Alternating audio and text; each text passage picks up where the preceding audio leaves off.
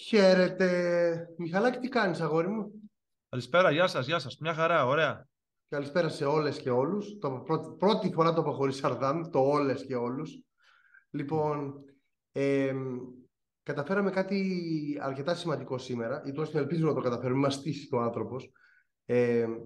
Έχουμε μαζί μας, σε λίγα λεπτά, αφού κάνουμε μια εισαγωγή, θα πούμε πρώτα ο Μιχάλης και εγώ, για να κάνουμε μια αναδρομή στην καριέρα του, τον Tyus Edney. Όπως τα καταλάβατε για τις φωτογραφίες. Έτσι. Λοιπόν, αν φαίνονται, μετά κι άλλα. Ωραίο κολπάκι με τις φωτογραφίες. Όπως βλέπω εγώ την οθόνη μου, αριστερά από τον Μιχάλη, όπως βλέπω εγώ, αριστερά από τον Μιχάλη είναι η φωτογραφία της κατάκτησης του τίτλου στο NCAA το 95. Θα τα πούμε. Με το UCLA, βέβαια. Έτσι, με το UCLA, με το ούκλα που λέγα εγώ μικρός. Δεν ξέρω να το πω UCLA, το λέγα ούκλα. Ναι. Και δεξιά βεβαίως, μέρος της καλύτερης ομάδας που έχει πατήσει μετά τη γιουγκοπλάστικα το πόδι της στην Ευρώπη. Έτσι. Και το λέω. Και άσε να λένε για Παναθηναϊκούς 2007 και για Κίντερ Μπολόνης κτλ. Ναι, μπράβο. Ναι. Πολύ καλές ομάδες. Πολύ καλές ομάδες ήταν αυτές. Μπράβο, πολύ καλές. Μπράβο, συγχαρητήρια. Η καλύτερη ομάδα λοιπόν μετά τη γιουγκοπλάστικα στην Ευρώπη ήταν η Ζαλγκίρις Κάουνας, η οποία διέσυρε στο Final Four. Και συνέτριψε. Έτσι. Όταν αρχίζουμε, πολτοποίησες μαλακίες. Κονιορτοποίησε. Το καλύτερο ρήμα. Λοιπόν, τον Ολυμπιακό λοιπόν τον κονιορτοποίησε, που λέει ο Μιχάλης, και βεβαίως μετά και την Virtus, ουσιαστικά αποκλείοντας με τη σειρά τους δύο πρωταθλητές των δύο προηγουμένων ετών, Ολυμπιακός 97, Virtus 98, Ζαλγκίρις 99. Ναι. Με Καζλάουσκας, τον οποίο εμείς οι Έλληνες, επειδή είμαστε γαμάτοι και υπέροχοι και είμαστε ο περιούσιος λαός, τον λέμε Υπνάουσκας και λοιπά, κάτι τέτοιο ωραίο. Ναι, τον παίρνει ο ύπνος επειδή είναι, εντάξει. Έτσι. Λοιπόν, θέλω να ξεκινήσει, Μιχάλη, να πεις ότι είναι πραγματάκι για το UCLA. Το UCLA, το οποίο, έτσι να πω εγώ σαν γεωγραφικά, για όποιον ίσως δεν το ξέρει, που δεν είστε υποχρεωμένοι να το ξέρετε, είναι το πιο σημαντικό πανεπιστήμιο στην Καλιφόρνια και στο Λος Άντζελες.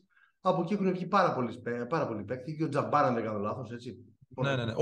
Και ο Tyus Edney, ο οποίος είναι Καλιφορνέζος. Είναι Καλιφορνέζος, μπράβο. Και έχουν βγει βεβαίως και ποιος άλλος διάλογος. Ο Lonzo Ball έχει βγει, ο West, ο Love και λοιπά. Μου βάλε Τζαμπάρ δίπλα σε Lonzo Ball τώρα. Εντάξει. Τα θυμάμαι όπως να είναι, ρε εσύ. Λοιπόν, οπότε πάμε στη χρονιά του 95 και πες μας λίγα πράγματα για την ομάδα. Το 95 πρώτα να πούμε ότι είναι ο τελευταίος τίτλος που έχει πάρει το UCLA. Δεν έχει ξαναπάρει έκτοτε. Σωστά. 27 χρόνια πριν, ωραία. Ήταν το πρώτο φαβορί, το πρώτο seed που λέμε. Αδιαφιλονεί το φαβόρι. Όλοι περιμέναν να πάνε στον τελικό, έτσι, για να το σηκώσουν, πράγμα που έγινε. Είχαν μια πολύ καλή πορεία όλη τη χρονιά, με superstar τον Έντο Μπάνον βέβαια, ο οποίος ο καημένος δεν έκανε την καριέρα που περιμέναν όλοι. Επιλέχθηκε ένατος στον draft, αλλά δεν έπαιξε στο New Jersey 2 χρόνια. Τον έβγαλε ο δρόμος και στο Ηράκλειο, αν δεν κάνω λάθος, στην Α1, έτσι. Πιθανό, αυτό δεν το θυμάμαι. Ο Έντο Μπάνον θα μπορούσαμε να πούμε ότι ήταν ένας undersized center, κάπως έτσι. Έπαιζε 4-5, έπαιζε. Πολύ δυνατός, πολύ δυνατός. Ναι, 4, power forward. Πολύ δυνατός παίχτης, πάρα πολύ τεχνίτης, δυνατό. Είχε πολύ καλό πακέτο, ρε παιδί μου. Σε κάθε περίπτωση. Το μεγάλο μπάμα όμως βέβαια πήγε να γίνει από το Μιζούρι στο second round, στην δεύτερη φάση της περιφέρειας. Στους 32 που θα λέγαμε, στους 32. Στους 32, ναι, εντάξει, okay. Όπου το Μιζούρι πέρασε μπροστά έναν πόντο 4,8 δευτερόλεπτα πριν τη λήξη του αγώνα. Το μεγάλο φαβορί βρέθηκε στα σκοινιά και τότε ο coach, ο Τζιμ Χάρικ, λέει στον Ομπάνον, σκάσε και κάτσε, ας πούμε, γιατί τους είτε όλος την μπάλα. Δώσε μου την μπάλα, να βάλω καλάθι, είμαι ο superstar και τα λοιπά, σκάσε και κάτσε. Τάιους, θα πάρεις εσύ την μπάλα και βάλτε στο καλάθι. Τον εμπιστευόταν γιατί ήταν πολύ κοντός και πολύ γρήγορος ο Edney. Οπότε σου λέει θα πέσει η άμυνα πάνω στον Ομπάνον, θα πέσει η άμυνα πάνω στον Τόμπι Μπέιλι, ξέρω εγώ, που ήταν πολύ καλός παίκτης κτλ. Κανένας δεν περίμενε τον Edney. Ξεκινάει τη φάση με 2 περιφερειακούς, μαζί με τον Ντόλαρ, την αλλαγή του Edney τέλος πάντων. Τον κάνει την επαναφορά, παίρνει ο Edney την μπάλα μόνος του. Κάνει 2-3 τρίπλες, περνάει το κέντρο, πέφτουν πάνω του, βάζει ένα υπέροχο lay-up τέλος πάντων γίνεται πουτάνα στο γήπεδο, περνάνε το Μιζούρι στην επόμενη φάση όπου περάσανε το Mississippi State, νομίζω. Ναι, κάνουν μια εύκολη νίκη, δεν θυμάμαι κι εγώ. Και μετά βέβαια έγινε το τεράστιο μάτσο το Connecticut, ας πούμε, που τέλειωσε. Ναι, το Mississippi ναι, ήταν στο Final Four, θέλω να πω. Στο Final Four, ναι. Στο Final Four, ναι. Στο Final Four, ναι, ναι. Νομίζω περάσανε αέρα, ρε. Νομίζω έκτοτε μετά την νίκη με το Μιζούρι δεν νομίζω ότι κινδυνέψανε μέχρι το Final Four καθόλου. Δηλαδή. Στο Final Four πήραν με δεκάρες και 15. Έτσι, αυτό. Αλλά το Mississippi State. Για τους νεότερους να πούμε ότι ο Edney, επειδή δεν είσαι υποχρεωμένοι να ξέρετε τα πάντα από το παρελθόν όπως τα ξέρουμε εμείς σαν μεγαλύτεροι που είμαστε. Ο Edney έβαλε καλάθι μέσα σε ένα δάσος χεριών όντας 1,78. Δεν είναι 80 ο Edney. Απλά είναι ταχύτατος, είναι δαίμονας, αλλά το 1,78 να βάλει καλάθι που να το καταφέρει έτσι, να μην περάσει καμία χέρι, κάποια αλλίωση, κάποια τάπα, είναι τρομερό καλάθι, έτσι. Ψάχνετε αυτό να δείτε.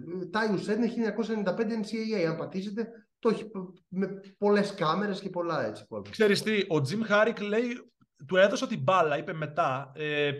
Ναι, αν δεις τη φάση, περνάει χιλιοστά πάνω το χέρι. Ναι, ρε, εσύ, ναι. Ναι, λέει zip the road runner, ας πούμε, είναι ατάκα αυτή, ότι έτρεχε το road runner τέλος πάντων. Και λέει, δεν έχω δει ποτέ να τρώει τάπα. Γιατί έδωσε την μπάλα στον τέτοιον. Δεν έχω δει κανένα σου του να μπλοκάρεται, ας πούμε. Ναι, γιατί είχε αίσθηση πώς τον αφήνει. Ναι, τρομερό. Έτσι.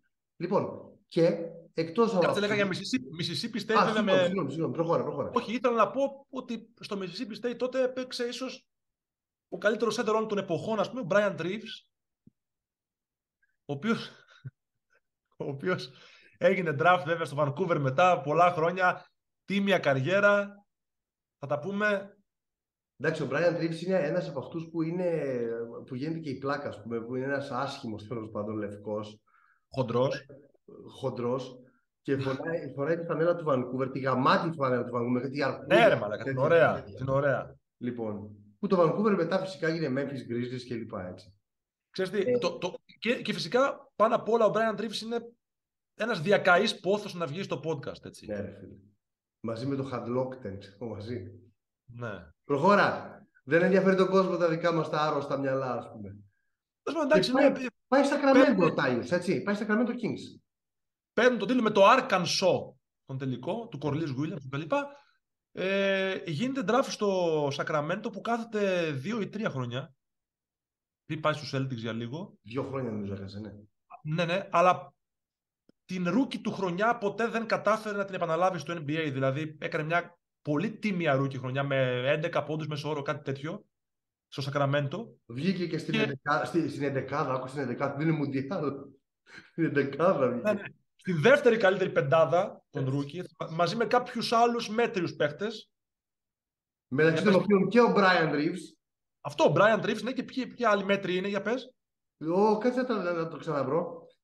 Στο είχα στείλει Κάποιος Kevin Garnett. Με Rashid Wallace, Kevin Garnett, Brent Barry και είναι και αυτοί οι δύο, ο Brian Reeves και ο Tyus Edney. Μικροπράγματα. Λοιπόν. Και Kevin Garnett, εσύ. Εντάξει, ο Garnett πήγε πολύ νέος. Ήταν 1 χρόνο, 2 χρόνια πιο μικρός. Ναι, θέλω να πω. Τεράστια πεντάδα. Χωρίς πλάκα. Ναι. Υπέροχη πεντάδα. Με Brent Barry βρωμόχερο, ξέρω. Εννοείται. Λοιπόν, Ευρώπη μετά. Ναι, τελειώνει. Παίζει στους Celtics για κάποιο λόγο, χάνεται, ας πούμε, και πάει στη Zalgiris. Γιατί πάει στη Zalgiris? Γιατί γίνεται το lockout στο NBA. Το lockout, βέβαια. Το 9, ναι. Είναι το lockout στο NBA και στη Zalgiris, στην οποία βρίσκεται ήδη ο George Zidek. Ο παχουλοκομψός Τσέχος, ο οποίος μπασκετικά ήταν πάρα πολλά κιλά μπασκετικός, είναι ένας φοβερός παίχτης. Συμπαίκτης του στο UCLA, έτσι, πες το, γιατί. Συμπαίκτης του και ουσιαστικά του λέει, έλα εδώ να παίξουμε.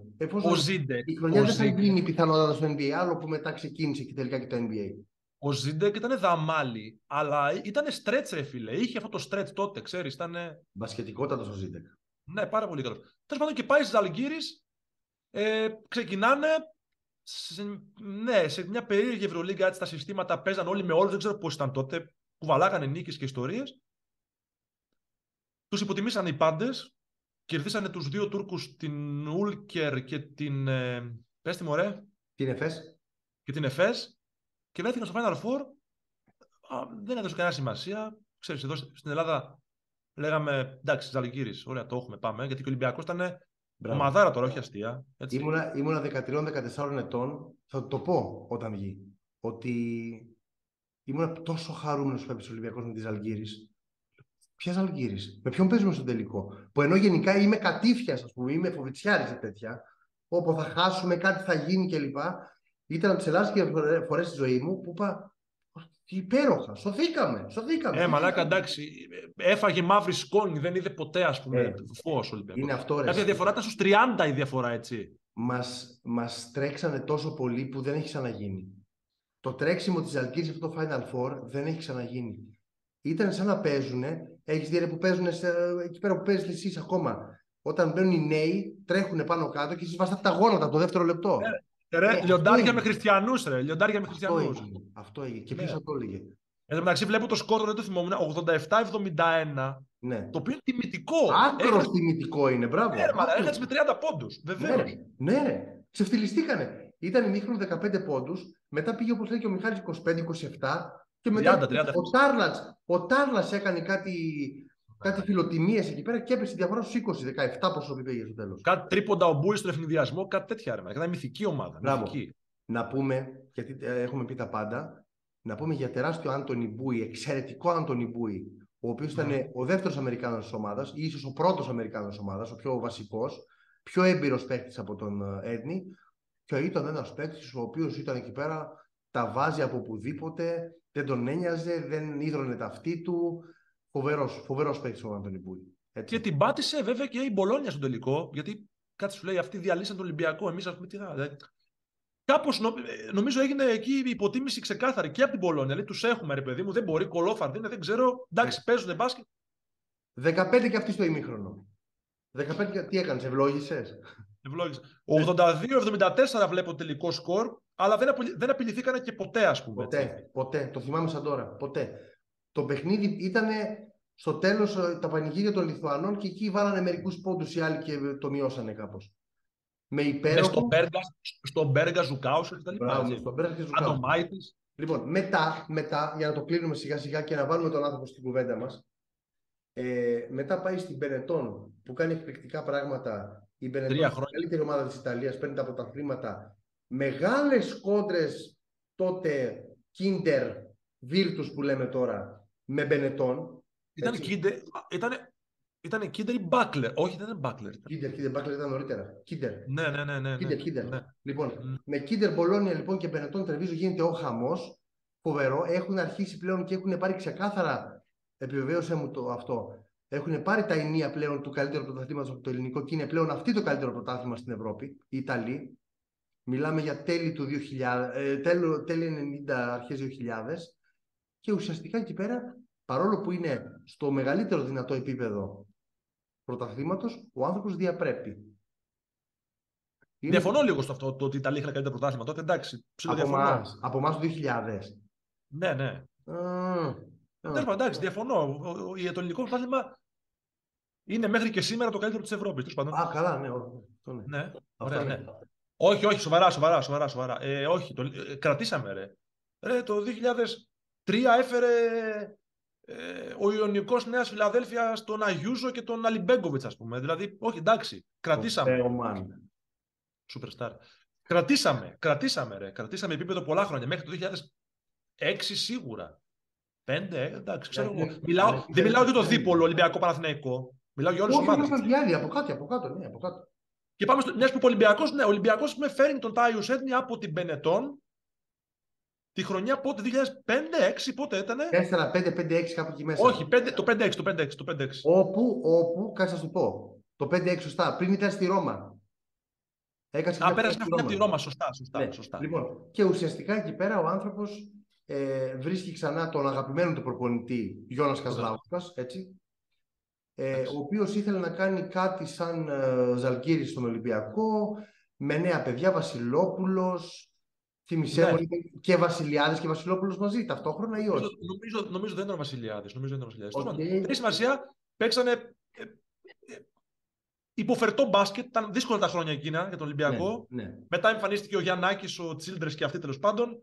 πέπεσε το χρήμα το πολύ, μετά εμφανίστηκαν και οι Αγγελόπουλοι και όλα αυτά. Έτσι. Ναι. Και πήρε το δρόμο του Ολυμπιακός. Αλλά ο Edney έμεινε μόνο μια χρονιά, αγαπήθηκε. Εντάξει, ήταν πολύ περσόνα, ρε παιδί μου, πολύ γνωστή, από τη Ζαλγκίρις, έτσι. Πολύ αγαπητός παίχτης και πολύ ποιοτικός παίχτης. Ήταν εξαιρετικός. Πολύ ποιοτικός. Καντάρια μπάσκετ, ήταν εξαιρετικός. Λοιπόν, συμφωνείς... ναι, και να πούμε τώρα το τελευταίο, το οποίο θα μας το πει και λογικά σαν πρώτο θα το ρωτήσουμε. Τώρα είναι στο University of San Diego. Ναι, είναι assistant coach, ναι. Μπράβο, είναι assistant coach. Και πες μου κάτι, μη σε κρεμάσω και κρεμάσω και τον εαυτό μου. Από το San Diego δεν έχει βγει ο Καβάι Λέοναρντ? Όχι. Άκρα του τάφου σιωπή. Από πού βγήκε, Γερμανία? Όχι. Θα το δούμε, δεν είναι τίποτα. Λέοναρντ, Ναι. Όχι, είναι άλλη ομάδα. Είναι άλλη ομάδα. Όχι, Θανάση, όχι. Είναι άλλη ομάδα. Ο Καβάι μου πού βγήκε, εσύ? Κάτσε, το ψάχνω και εγώ τώρα. San Diego State, ρε φίλε. Εντάξει, οκ. Οπότε είναι μικρό το λάθος. Okay. Λοιπόν, τέλος, κάνουμε το διαλυματάκι μας και βγαίνει ο Τάιους. Έτσι. Πάμε να τον δούμε. Οκ. Λοιπόν, και πάμε παρακάτω. Είμαστε στο δεύτερο μέρος της εκπομπής και πλέον είμαστε μαζί με τον Tyus Edney. Χαρά του Μιχάλη, μεγάλη χαρά και δικιά μου. Tyus, thank you very much. Good morning. Good morning. We know that it is 8 o'clock in the morning there, so it's... Yeah, you are in California. This is huge for us. Thank you. All right, no problem. Please tell us what are you doing right now? Where are you? Are you in San Diego State, if I'm not mistaken? It's University of San Diego. I'm kind of repping up. Okay. Practice today. I'm assistant coaching at University of San Diego with my former coach, assistant coach from UCLA, Steve Lavin. He's now the head coach at San Diego, so he brought me down to come help him, and we're on our first year coaching down there. Okay. So tell us one thing about the talent of the NCAA this year. I mean, they talk about Wembanyama a lot from Europe. Is there, and Scoot Henderson, of course, is from the USA. Do you see a good draft year for the NBA this year or not? You know, I think the word is that the talent's kind of spread out this year. I think all over the country, like you were saying. Our league, I don't know, last year our league, for example, got one in the, I think he might have been top 20 in the NBA draft, just in our league alone. We're in the league with like Gonzaga, and I don't know if you've heard of those teams, but of course. But yeah, I'm hearing that it's kind of spread out now. And I think it's because in college now, you can transfer different schools a little bit easier. And so you have guys that may have done an extra year that are really good players from one team, and then they'll transfer to like a big, like a Duke or Kentucky, and then so then that kind of spreads everything out a little bit. So it's not like just one dominant team like it has been, in the past. Okay. Μιχάλη, πάμε στο UCLA. Okay, let's go back in 1995, 27 years ago. That's the photo. Visual. I see. I was looking at the photos. I like that. Yeah.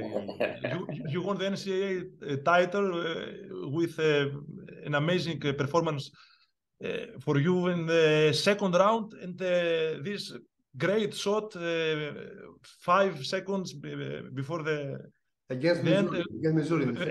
Against Missouri, yes. That year was. We had a great season that year. I think maybe we lost 2 games or something that season, and we were the first seed.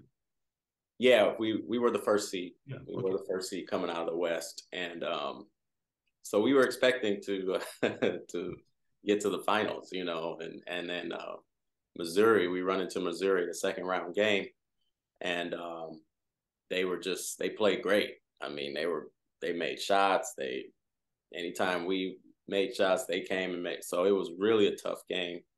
And then 4.8 seconds left in the game, and we couldn't believe that we were down. Honestly, it was kind of a shock, I think, for all of us that we were, behind by a point.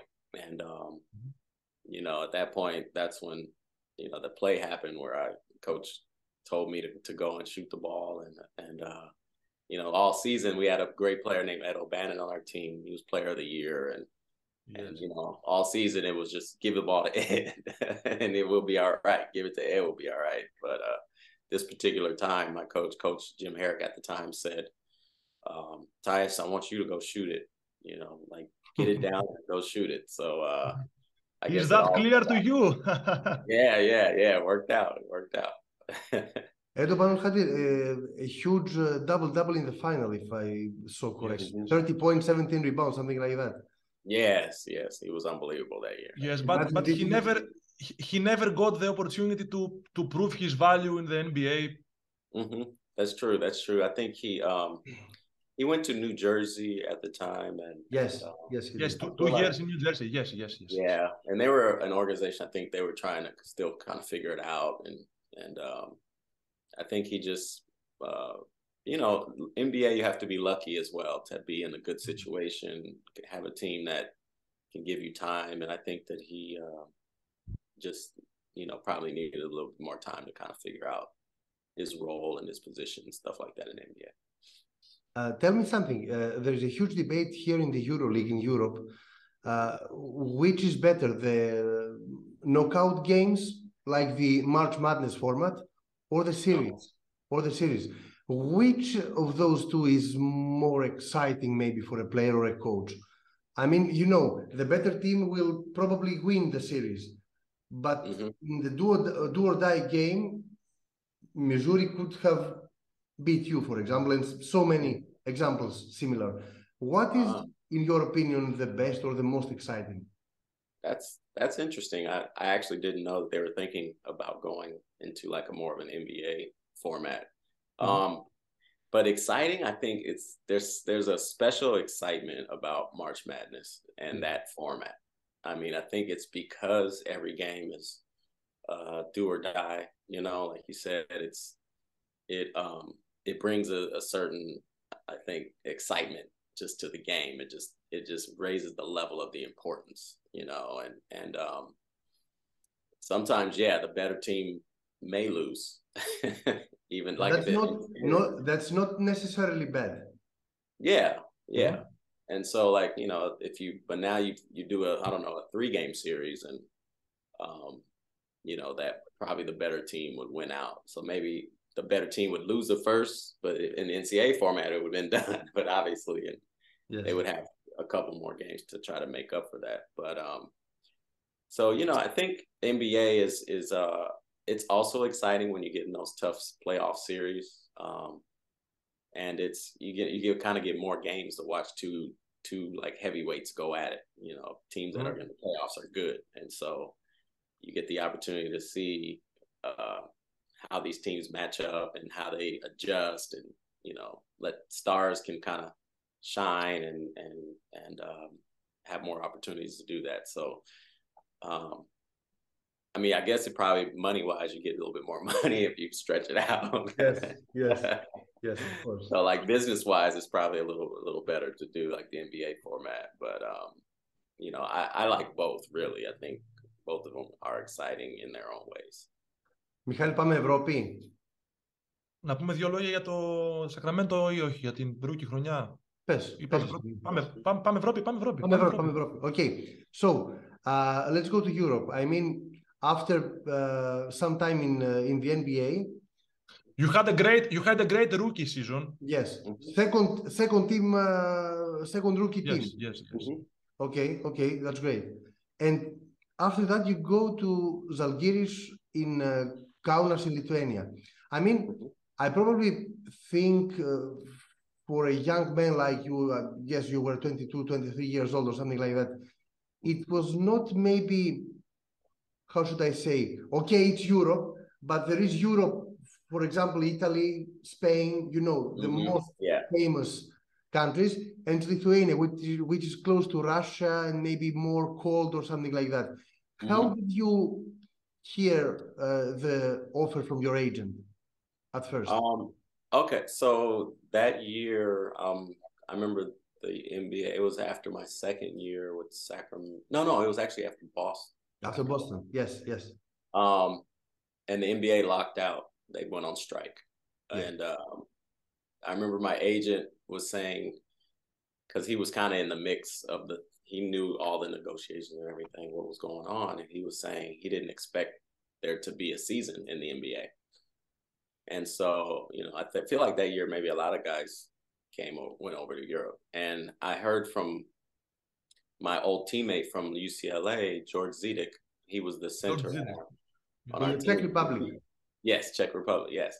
And George was on the team. He was with Zalgiris, and he called me and he said, hey, he was like, come over and play with me. They need a guard, and it's fine here. And just he's basically, like, I'll take care of you. You'll be fine, So I was like, well, I guess, I mean, if George is there, and then the other American was Anthony Bowie, who I remember from the NBA. So I was like, what, let's try it out. Who knows? And all the other guys are Lithuanian. Yes. Yeah, yeah. And they were, when I got there, like you said, it was not what I was used to. You know what I mean? Like NBA is like first class 5-star hotels for private planes, and Kaunas was still a country that was modernizing still, and they were still kind of growing as a country, and so it was a little tough at first, when I landed, and I was like, I wanted to get George and say, George, what'd you do? Where did you bring me, George? Like, what did you bring me? Yeah, but it all turned out very well. Yeah. Mike knows my opinion when we speak privately. I think that your team then maybe played the best basketball Europe has seen in the last 30 years. For sure. It's an honest opinion, not because of you now with us. I was amazed. I want to tell you a small story. I was 13 or 14 years old back then, and I'm still an Olympiacos fan. And when I heard as a child then, Olympiacos versus Zalgiris, I said, okay, easy. I mean, they're Lithuanian, they don't have many American players or Yugoslavian or something like that. Piece of cake. And when the game started, I was struck. I couldn't believe my eyes. And you had a 15 points lead in the semifinal against Olympiacos and in the final. Oh, against, yeah. Against Virtus. Bologna. Bravo. Okay. Tell us about the style of play with coach Jonas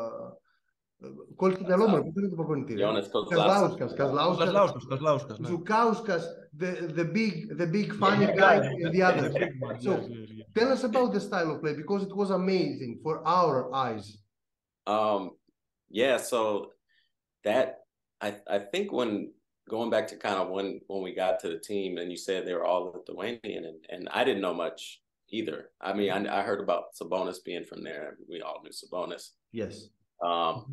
But after like the first couple of weeks of practice, me and Anthony Bowie were sitting down. I think me and George came over, and we're talking to each other. We're like, these guys can play. Like, these guys are good.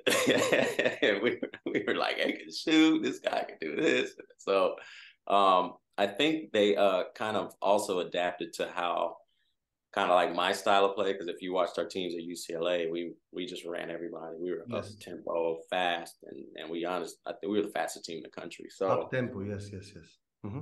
And that's how Jonas liked to play, and it was like, they kind of let me just kind of push and do, play the game that I was used to playing, and I think once we just got in sync, and those guys knew each other as well from playing probably years together.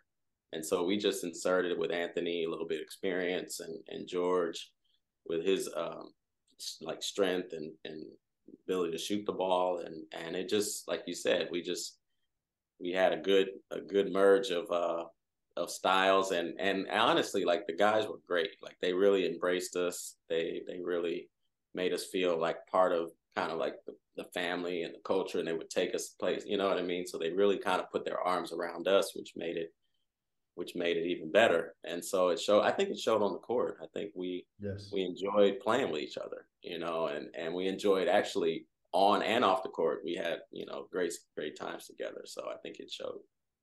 EuroLeague has a very strange and maybe difficult format back then with 4 rounds and then round again and play all together again. You won some teams like Manresa and some easy games, and the first knockout you won Ulker easily. Second round you won Efes Anadolu. But in the final four, all the teams, and of course Olympiacos, I think they underestimate you. Yeah, I think that's true, or you unbeatable. Yeah, I think that we heard about that as well. Yes. No, we you know, by then because I know like my personality, and I feel like the guys that we were playing with, that's like motivation, and you kind of take it personal. Like, why they're just assuming we're gonna lose? You know what I mean? Like, what are they talking about? It's like, okay, all right. And so it's similar, honestly, to at UCLA, where we were the number 1 seed. And you know, once we got the 16, they were saying that we're gonna get upset, and we're just like, wait, why is everybody saying we're gonna lose? Like, we've been number 1 all season, you know what I mean? So it reminded me of that a lot, of just, you know, everyone's saying like we're definitely gonna lose Olympiacos, and then Olympiacos and Bologna will probably be in the finals, and you know, and so like that was we kind of took that personal a little bit, you know, and we wanted to show that we were better than those teams, you know. And this is interesting now that you told it. Olympiacos had won the EuroLeague 2 years ago, before the Final Four, and Virtus won the EuroLeague against ΑΕΚ, Michali, ΑΕΚ του Ιωαννίδη. Βεβαίως. Okay, the year before. So practically you won the 2 champions from the year before and the year before that. Okay. I didn't actually know that. Yes, Olympiacos and Virtus. Μιχάλη, πάμε λίγο Ολυμπιακό και να τον αφήσουμε τον άνθρωπο, γιατί βέβαια, έχει προπόνηση. Πάει προπόνηση, ναι. Then you went to Benetton. You had great years there. You won some championships. We want you to tell us some things about Olympiacos this year in Greece, and then you will be free from us. And thank you once again for your time this morning. So, how was it like in Olympiacos? I mean, probably the same atmosphere like in Italy, Benetton, Treviso, Olympiacos. But how was it, really? So it was. I had the chance to play for Coach Jonas again, Kazlaskis, when he was there, and I really went mostly because of him, and also the reputation and the tradition of Olympiacos. I knew that, you know, obviously we played them in the finals against when I was with Zalgiris, so I knew that Olympiacos and Panathinaikos were the teams to be on at that time in Greece. So I was excited to go, and I heard it was, you know, it's nice and good things. And so like when I got weather like California, you know what, it was actually I really liked Athens. I thought it was like it did remind me a lot of California, you know, with the coast and just the liveliness of the city, you know, and no, I really liked it. And then, but then you guys have the amazing, obviously the history. I mean, the history is it's surreal, kind of like when I played in Rome that year. It's a similar type of nostalgia. It's so amazing just seeing in real life all the, you know, the history of Olympia. I mean, everything. It's in every corner you have a monument, especially. I know. Yes. Oh, it's amazing. I mean, I'll never forget that. So like Athens was great. I loved it. And our team was, you know, we had a good team. I mean, we had good players on our team. I remember just like the style of, you know, it was a little different style. And I feel like Coach Zalgiris wanted to kind of bring that style of Zalgiris to, you know, to Olympiacos. And it took I feel like early on, it took a little bit of time to kind of mesh. But I think once we got it and we kind of start gelling and learning each other, I thought we start playing pretty well. So it was an interesting season. It was tough. I mean, there was some things I'd never seen before. Let's say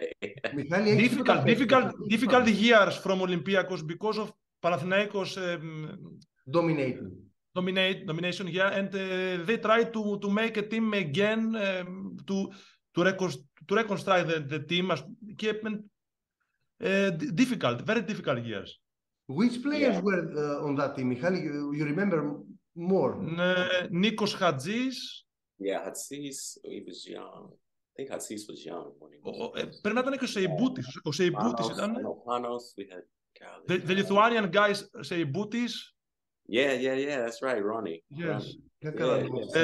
Sofo, Big Sofo. Big Sofo. Big Sofo. Okay. Βασιλόπουλος. Quincy Lewis. Βασιλόπουλος and Βασιλιάδης, maybe. Yeah. Βασιλόπουλος. Okay. Γιώργος Πρίντεζης. Printes was a kid. Yeah. Printes, yeah. He was a kid. And the other American guy was Quincy Lewis. Ο Quincy Lewis ήταν. Quincy Lewis. Ωραίος, μ' άρεσε. Okay. Λοιπόν, okay, go on. I was going to tell you the first one of our first games. I don't know if that season was the preseason derby with Olympiacos and Panathinaikos. Do you remember? Okay. So that was kind of shocking.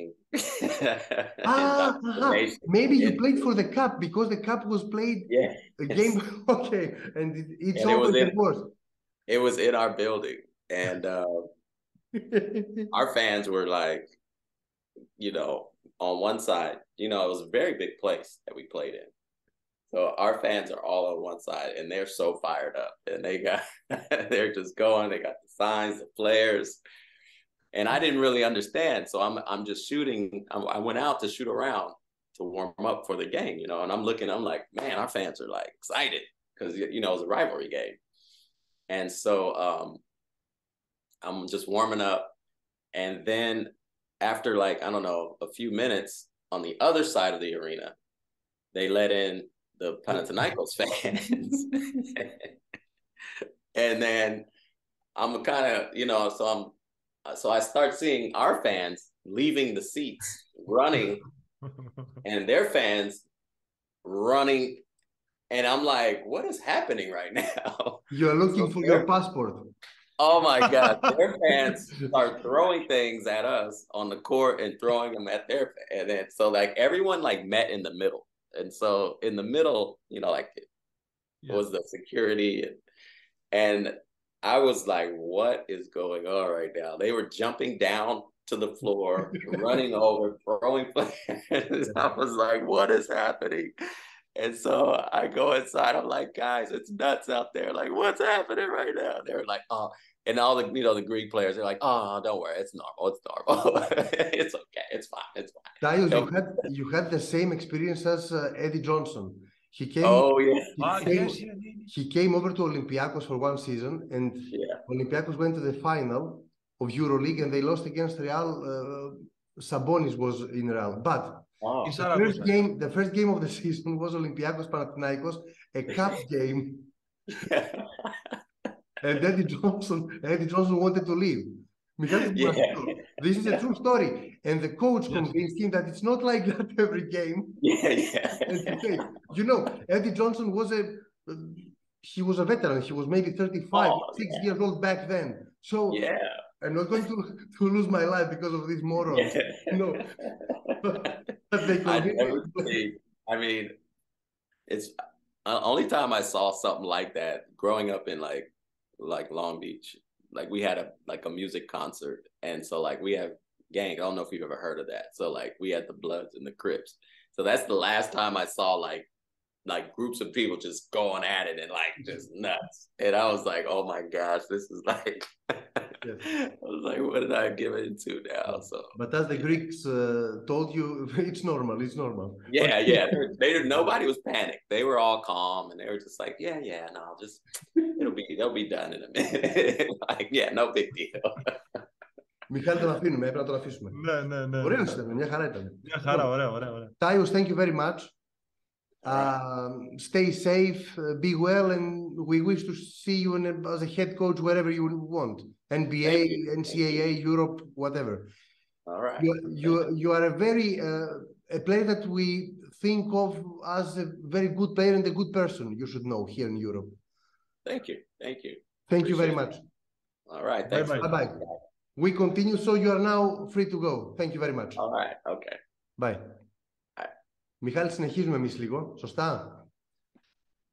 Ναι, πάμε, ναι. Συνεχίζουμε λίγο, να πούμε ότι ήταν πολύ ωραίος, έτσι. Εξαιρετικός ήταν, ναι. Δεν ξέρω, έχεις κάποιες εντυπώσεις από την κουβέντα του? Ωραίος, πρόσεχα. Πολύ χαμογελαστός, ρε φίλε, χαμογελαστός. Εν τω μεταξύ, δεν είναι πάνω από 30 χρονών ο άλλος. Και είναι 50. Παιδάκι τελείως. Ναι. Είναι παιδάκι. Είναι ωραιότατος, μια χαρά. Λοιπόν, The little guy, όπως έλεγε ο Jim Harrick εκεί στο κολέγιο, τέλος πάντων. Έτσι. Λοιπόν, ευχαριστούμε πάρα πολύ, να είστε καλά. Συνεχίζετε να μας παρακολουθείτε. Έρχονται και άλλες εκπομπές. Ελπίζουμε να κάνουμε μέσα στη σεζόν πολύ δυνατά πράγματα. Έτσι, με καλεσμένους πάρα πολύ δυνατούς. Θα τα πούμε εν καιρό και με τα γραπτά μας και με τα βίντεό μας. Είμαστε πάντα σε επαφή και στην παρέα μας. Λοιπόν, Μιχαλή, ευχαριστώ πάρα πολύ, να είσαι καλά. Και για χαρά, γεια σε όλους. Για χαρά.